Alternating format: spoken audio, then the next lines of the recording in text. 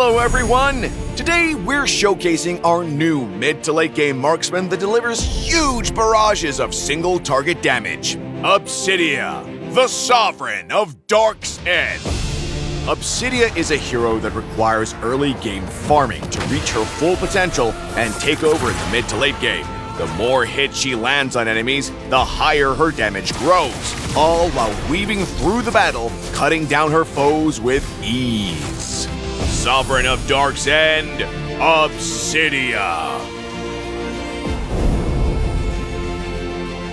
Passive, Return to Bone. When OBSIDIA deals damage to enemy minions, heroes, or structures, she gains bone energy, which she converts into bone shards. Her bone shards will stack up throughout the match. When OBSIDIA attacks an enemy, all her bone shards will shoot off and home in on the target.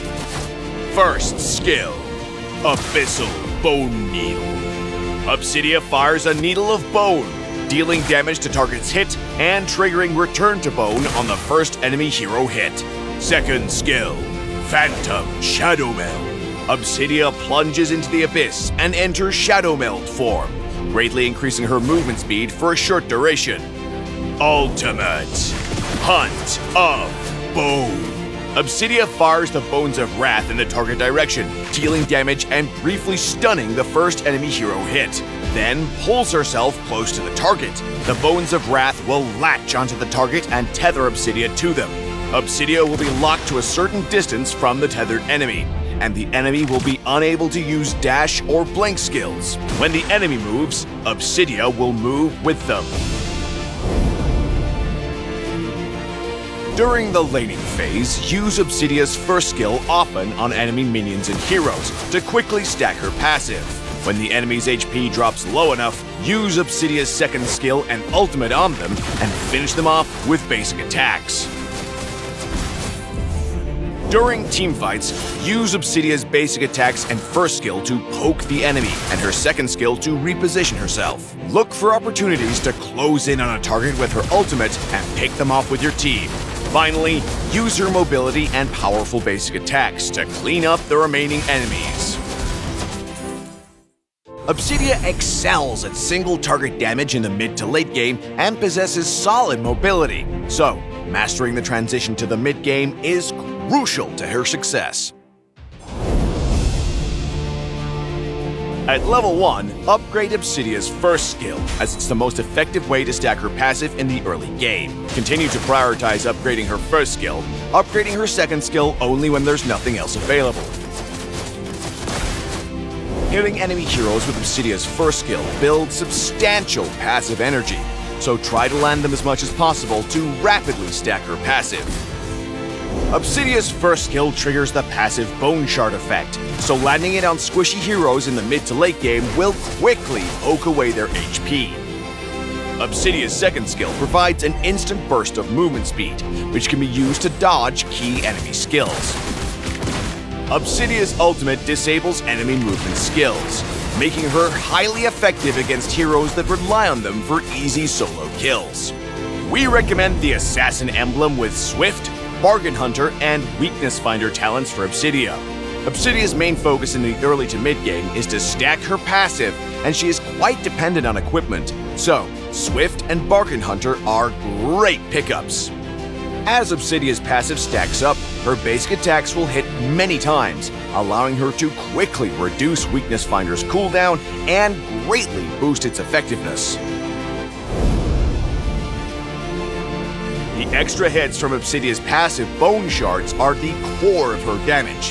Compared to other marksmen, OBSIDIA's basic attacks can hit many more times, so having equipment that boosts crit and attack will maximize her late game burst potential. Therefore, we recommend this build. Berserker's Fury and Windtalker are her core equipment. Berserker's Fury offers essential attack and crit attributes to synergize with OBSIDIA's multi-hit damage. Windtalker's attack speed and crit attributes are great for her damage output as well. Haas's Claws offer excellent sustain, while Malefic Gun's physical penetration makes OBSIDIA more effective against tanks. Finally, Rose Gold Meteor provides her with extra survivability. We also recommend this specialized basic attack effect build for Obsidia. This build will be more effective in matches that require sustained combat. Corrosion Scythe and Demon Hunter Sword are the core of this build. Since Obsidia deals multi-hit damage, she can consistently trigger the passive effects of both Corrosion Scythe and Demon Hunter Sword, while Golden Staff's attack effect synergizes perfectly with her kit. Like our previous equipment build, both Malefic Gun and Rose Gold Meteor can work well with Obsidia. We recommend the Purify battle spell for Obsidia. Since Obsidia already has some decent survivability and burst damage, Purify CC removal can significantly boost her potential in teamfights. Vengeance is another solid choice for Obsidia. Since Obsidia's ultimate will tether her to an enemy and cause them to engage on her, Vengeance's damage reduction will provide a lot of value in these encounters.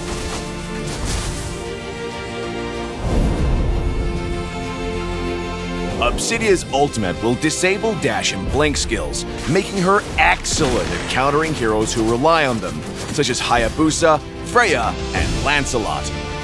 Obsidia struggles during the early laning phase, making her vulnerable to other marksmen with strong early game, such as Bruno and Layla. Obsidia usually reaches her damage potential in the mid to late game, so she wants support heroes who can help her in the early game, like Angela and Estes. During the laning phase, use Obsidia's first skill to poke the enemy and stack her passive. Once her passive Bone Shards reaches a certain amount, her damage output will go up significantly. Obsidia's ultimate is a great tool to secure kills when teammates come to gank. In mid to late game teamfights, Obsidia can exploit her high mobility and single target damage to coordinate with teammates and pick off enemies. New hero Obsidia, Sovereign of Dark's End, will be available September 17th. From September 17th through September 30th, you can purchase the pass using a combination of diamonds and battle points.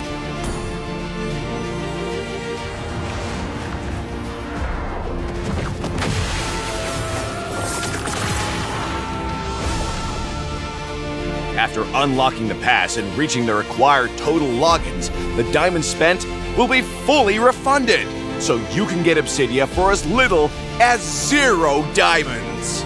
Please note, Obsidia can still be purchased for 32,000 BP, but you will no longer be able to get the pass or the login diamond rebate event. Obsidia's Undying Remnant skin will be on sale for only 51 diamonds in the first 2 weeks. It's time to forge a new abyss with Obsidia. And until next time, we'll be seeing you in the Land of Dawn.